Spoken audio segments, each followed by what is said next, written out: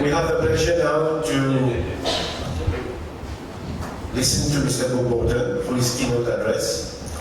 I have made so many promises to so many of you that you will be learning so much from this presentation, and I'm sure he will really be giving you, tools that you take from here and bring to your workplace that will help you and contribute in bringing high standards of work. I think the introduction has already been made. You know that he is presently the chairman of CIPD-UK and the Secretary General of the World Federation. So join me in welcoming Bob Morton on the beats.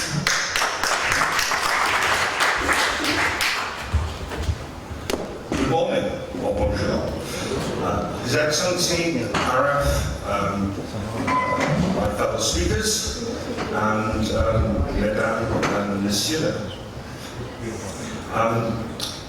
I'm really pleased to be back in Mauritius. I last came to Mauritius about 2006, I think. But this time I've got the real privilege of bringing my wife as well, who's had great fun dragging me around every bit of scenery you have, and there's a lot of it in Mauritius. So it's been fantastic. It's my pleasure today to talk to you about ethics, professionalism in HR. You've also got, during the whole conference, some fantastic perspectives on ethics in different cultures, in different contexts. So there'll be lots of different views over the next day and a half, which you can draw from and share. What I want to do is this morning, in the next 30 minutes or 29 minutes, is to say a little bit about context for ethics and context for the profession and the future of work. I then want to move on and just say a little bit about professionalism. Do we understand what that is, and particularly in HR? And then I want to focus on ethics.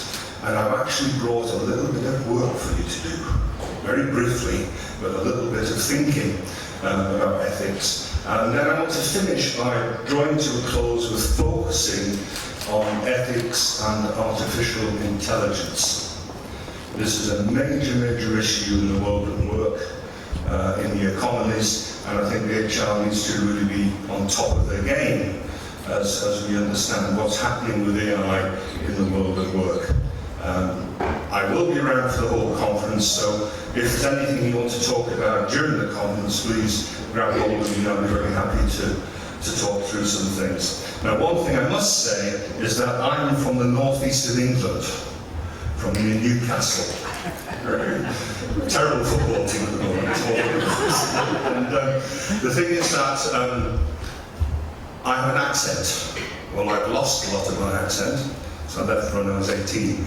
But when I get excited or passionate about something, the accent comes out.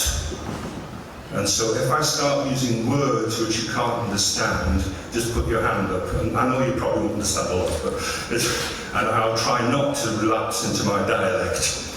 And just to give you an example of my dialect from a cultural perspective, in the northeast of England, we don't say yes. We say why I. So, and it's very Scandinavian, a lot of it. So, if I do start using funny expressions, then please stop me, okay? Right, just a little brief thing about why I think we're here, and this is from CIPD's point of view of the world. What the HR is about is championing better work and better working lives. And we want to do that by improving, and we've heard from our president this morning, this is about improving the practices, making sure we're ethical, fair, and we have integrity in the world of work. And this is very much for the benefit of individuals and businesses. If you're ethical and fair with your people, there's a reciprocity. They're more likely to actually deliver and help you sustain your business, so for the economic good. Just what's happening at the moment, briefly, in what's shaping the future of work, the whole issue around globalisation, I'm sure we all know about. There's a massive debate between, is the world converging, are we coming closer together because of globalisation, or is it diverging? And at the moment, you could argue there's a lot of divergence going on. You only need to look at America as a prime example at the moment of populism and so on, but it's also happening in other parts of the world as well. So, you know, where is globalization? It's an economic necessity in a lot of places, but people are becoming much more insular in lots of ways. In terms of the economy, it's so volatile, so difficult at the moment, that things are happening by the day which impact employment, impact the world of work. I don't know if you've read it, there's a great book called Freakonomics, which is really worth looking at because it tells you some of the underlying trends and causes which are causing this enormous disruption in economies. And it's happening by the day. And at the moment, especially with America's attitude to China and vice versa, that has a major impact on global economies. The next thing is we are living in a SMAC world. Now, this is not for those of you who have young children, you don't have to do that anymore, but SMAC is a social, mobile, analytics and cloud. This is what's governing our world of work at the moment. And I'll say a bit more later when we get to AI, especially about the analytics.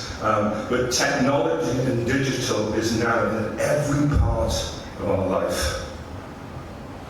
Very interesting, in the UK last week we had a major power outage. And the world came to a crashing halt. And people realised how much is based upon technology and the internet, which is massive. So we're living in that sort of world. And the other thing is the massive changes that are taking place in demographics and in the workforce, particularly in the attitude. And if you look at this, we've been talking about there are 4 generations now in the world of work. There's actually 5. Generation Z has now started working, so those beyond 2000. And in fact, they all have a different assumption about the world of work and how it works. And as HR professionals, it makes our job quite challenging. How do we manage those different perspectives? But there's another thing we ought to be conscious of in the future.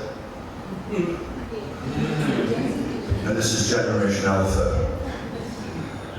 I was in a Wagamama in Dubai recently, and a family came in and sat with their young child about that sort of age, and the child was making a noise and a fuss, and it was on a high chair, and the mother reached across and gave the child her phone.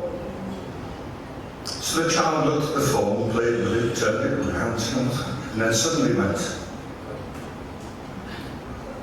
Intuitively started swiping the phone. Now imagine, the point of that is, as these kids get older, their world is completely and utterly different to ours. And when we're looking at HR practice and people practices, the people who devise the policies and the practices are usually people, say like me, who's somewhat mature, has a different view of the world, a different lens. So we're going to have to be very conscious how we shape and guide those policies in these next generations. Now what it means at the moment with all of these generations in the world of work is that there's a new relationship in the workforce. And your president referred to some of this, but people want a voice, they want to be heard. They want to be empowered. It's the end of the control and command organisation. Unless you give people a voice and don't listen, you must listen to them, then you won't get any connection and relationship built. You may not like what they say and they may not like what you say, but you must give them a voice. And particularly, there's 2 things.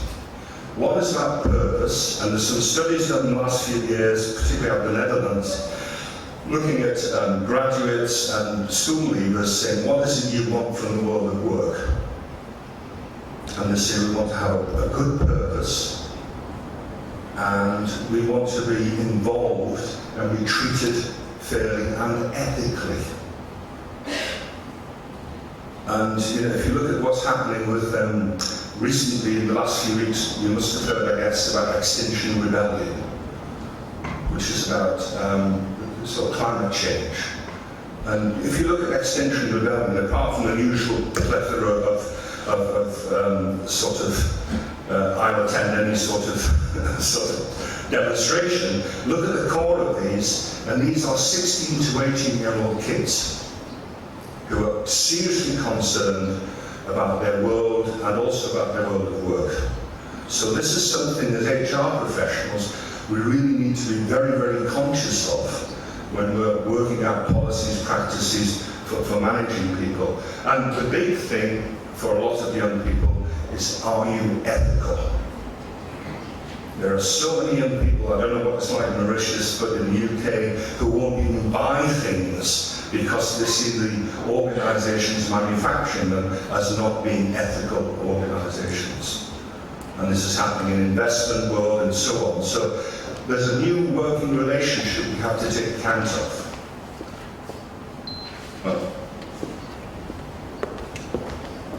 So against that background, I think it's important to say, well, what does it first of all mean to be a professional in HR? And against that, then how do we manage and work with ethics in the future sort of world of work?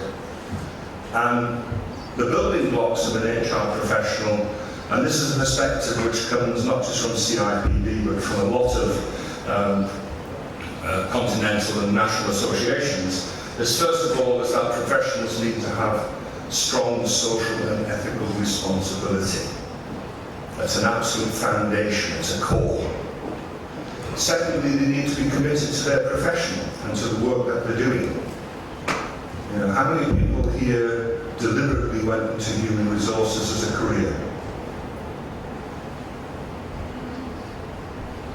How many have moved from another discipline into HR? That's good. It's a good mix. Increasingly what we're finding is people are choosing human resources as a prime career. It's not something, oh, I chose to do this as a second thought. It's a prime career for them. Body of knowledge and skills. The profession has to have a good body of knowledge and skills. And against this future world of work and our sort of ethical background, these are changing rapidly. So what was required from an HR professional even 5 years ago is very different to what's required now. And you know, for those of you who are really sort of interested in digging deeper into this, if you're not looking at behavioural economics, if you're not looking at behavioural science in the workplace and neuroscience, you're going to be behind the game. These are very, very key areas in terms of the body of knowledge. And as part of that, of course, and I'm very pleased to see that in the Mauritian Association, you today get a certificate of attendance, which contributes to your continuing professional development. It is absolutely crucial for professionals to keep up to date. It's not just about qualifying in an MOK. It's you really have to keep up to date with current knowledge. The big thing I think that's developed over the last 3 or 4 years is the notion of situational judgment. Now this really applies strongly to ethics, and I'll come to this in a moment. It's the ability to look at the evidence, work on principles, and not best practice. Best practice and benchmarking are, in the words of an old colleague of mine, they're the last refuge of the intellectually challenged. HR has to think, we have to be thinking performers and operate on principles, and especially with regard to ethics, rather than saying, this is what they do somewhere else, and I'm going to copy it. Because your context will always be different. So what works somewhere else will not work in your own context. So it's about being a thinking performer. And then it's, do you have a real identity as an HR professional? Do people see you with the integrity and the status that they can come to you and get a fair sort of hearing and decision made about issues? And we know in some organisations, I actually answered a question for the Business Management magazine about why is HR seen as a place we can't trust? Now I don't find that a lot, I find there's a mixture. But a lot of it is because HR often gets stuck in transactional work and say we're applying the rules with a cop in the organisation. And those days are gone. You will not survive in HR if you work as a cop and apply rules all the time. You have to use this and think situationally. And then, if we do that, we champion better work for the benefit of business and working lives. That's what we see as the components of being a professional. Now, let's move on from that into ethics. How does that apply to ethics? And it's interesting because ethics is not just a simple, one-dimensional view of the world. For example, different cultures have different sets of ethics. We as individuals, as people, have different sets of ethics depending on how we were brought up, how we were educated. So this is not just there's not a one-size-fits-all or best answer to how we as HR professionals deal with ethics. We've got to really think about this very, very hard. I'm going to make you think in a moment, by the way, so I can take a drink of water. So what we've got is ethics, and as we see them, the building blocks of ethics are moral principles that govern our behaviour. What are the rules? What's fair? And in fact, your president gave a great list this morning, thank you, of all of the things that you would see in that. But there are different perspectives on ethics. Even when you're in a workplace, you have different views. But you can use ethical decision-making to improve your overall decisions in the organisation. People who feel they're being treated ethically and fairly will typically be well motivated and more productive. And there are studies about this. I mean, there's several academic, very good studies on this. The other thing is that ethics often lead you into conflict. What's good for the business? What's good for the individual? And I'm going to give you a bit of a conflicting situation just to look at in a moment.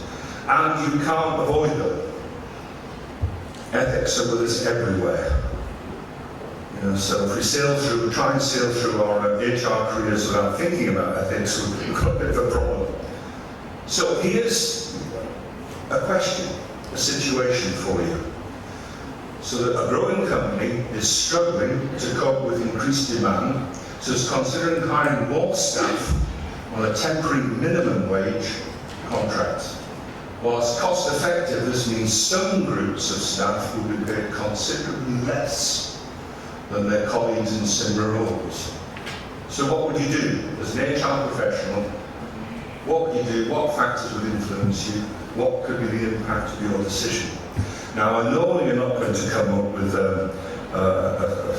an instant answer to this, but what I'd like you to do, just for 5 minutes, around your tables, is just have a discussion about what would you actually do faced with that situation in your organisation. Is that okay? Yeah. This is thinking time, folks. I know it hurts at this time of the morning, but thinking time. So 5 minutes, quick discussion. Round your table. By the way, to have a discussion, there's a very simple factor. You have to talk to each other and listen.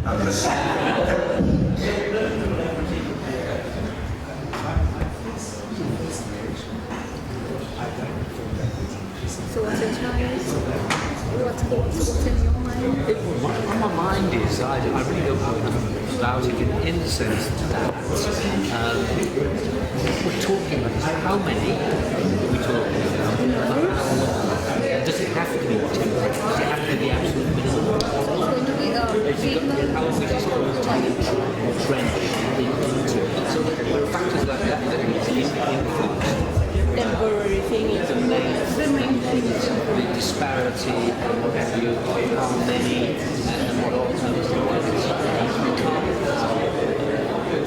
Built in just 2 days, second class.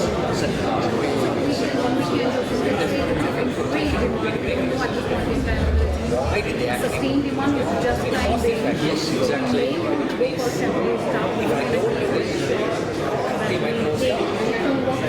Ethical principles is everybody bare minimum wage. It's not equal, at least because there can be some IR consequences depending on which location you are.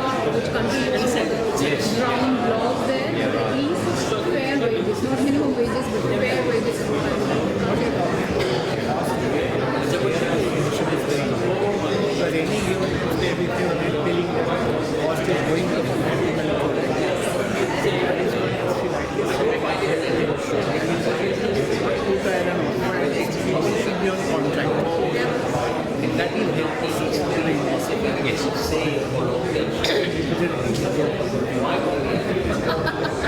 Are they asking us to represent?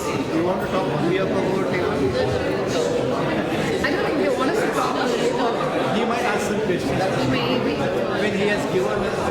Yes, yeah. So we will see whether the demand is sustaining and walls are there, above the line, and more factors would influence us definitely.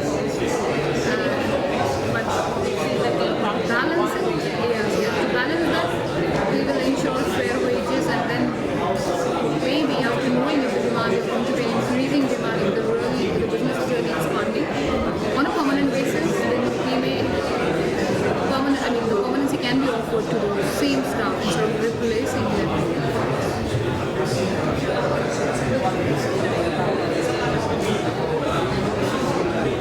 And we also should see that what the temporary staff, there can be different categories of those temporary staff. So like we have in India, there could be, let's see what has. He say that the reason is very simple. So I don't know in other countries where the temporary staff is absolutely a permanent and a contract. Like in India, we have a little more variety of temporary staff. So it's new, we still call them exactly. So there are different categories there. Okay, can we just call it a halt there? I'm pleased to see there's such a buzz around the place. Now, you'd be pleased to know I'm not going to go around every table and say, what was your solution? Because there isn't a simple solution to this. It's hugely contextual. But I'm going to take you through how it was approached. Just before I do it, I was talking in the break about minimum wages. Just interestingly, and I know Mauritius has I think a minimum wage, yeah? There's a strong movement in Europe, particularly in the UK, to have a living wage, which is different to a minimum wage. Living wage is higher because they've worked out how much it costs to survive. And now an enormous number of businesses have signed up to paying the living wage rather than the minimum wage. And of course the businesses originally, when they brought minimum wage in, were saying, we can't afford this economically, it's a disaster, you will drive us out of business, and it was nonsense. Nobody went out of business, they adjusted. And maybe the shareholders got a few less dividends, which is no bad thing. Okay? So I'm not going to take questions now. If you want to sort of catch me later on issues like minimum, I'm very, very passionate about people must have a living wage. I was vice chair of the governing board of Bristol University, and we insisted every person in the organisation, usually the lower levels, yeah, could be the lab assistants, the cleaners, etc. They had to be paid a living wage. Yeah. That to me is an ethical stance. That's a moral stance. Anyway, let's move on. So I start ranting on about things.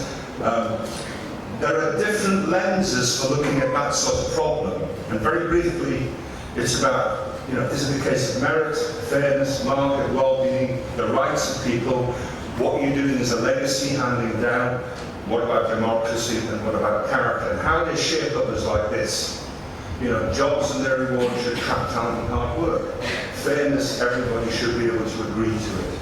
Markets, jobs and their rewards should follow from voluntary market exchanges.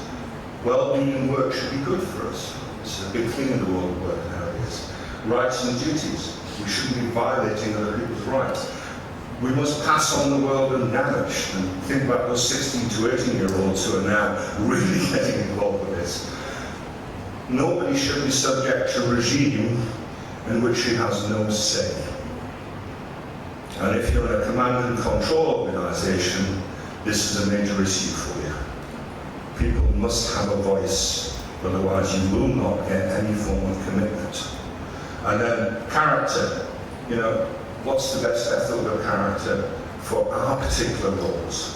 And this is how this applies in that particular conundrum I'm giving you. If you take the merit lens, well, employees should have equal access to awards. If it's fairness, temp staff should be paid at a rate they consider fair. Not necessarily the same, but what's fair? What's the market rate? And so on. You'll see how that sort of pans out, and I think Raj, RF will get a copy of these slides, yeah, so you can sort of read through this. But that's how this applies. Now what we did to check this out, we did a global survey of 10,000 line managers, employees and HR professionals to see how did they apply these particular lenses to that dilemma. And this is what they said in theory. You know, which of the things did they have to compromise? And very simply, two axes here. The vertical axis is this particular sort of lens is not priority, or the higher axis is the right thing to do. To the right, it's prevalent in current practice and less prevalent in current practice. Now, this was their theoretical view of what they felt should happen in these sorts of ethical dilemmas. And they were saying, well, we ought to be looking at well-being and greater good as the prime thing. Market's still very much a driver.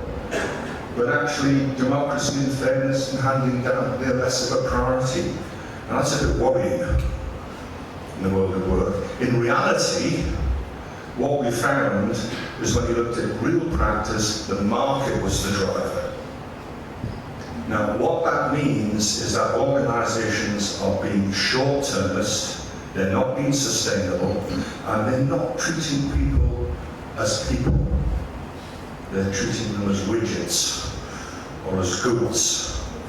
One of the things I hate about human capital reporting is it talks about capital instead of people. Yeah? So this is what's been happening in the world of work. And the one thing as HR professionals, when we look at ethics and applying ethics, we have to be careful we make sure we keep the human in human resources. Yeah, that's really important. Now, just to move on and to wrap up, I just wanted to spend a few minutes looking at this massive shift in our world of artificial intelligence. And because I get so many definitions of artificial intelligence, there's a nice straightforward one. And typically, because it's come from some academic friend of mine, it's long. But the principle is that it's a branch of computer science that uses machine learning that mimic cognitive functions that make machines human-like. How many people have been involved, or when you've gone on the internet to your bank or to a variety of other places, and you get a chatbot? You get a little window coming up saying, "My name's Andrew. Do you have a question for me?" That's AI. Yeah? I have great fun with them because I just end up baffling them, especially with my accent. So what's happening in the world of human resources? This is how AI is happening and being applied as we stand here. You know, if you use one of these, you've been using AI for years. Yeah? It's permeated, it's in our lives. Yeah? And it's having some significant impacts. But in HR sense, it's recruitment, L&D, performance management, engagement, risk, compliance, it's everywhere.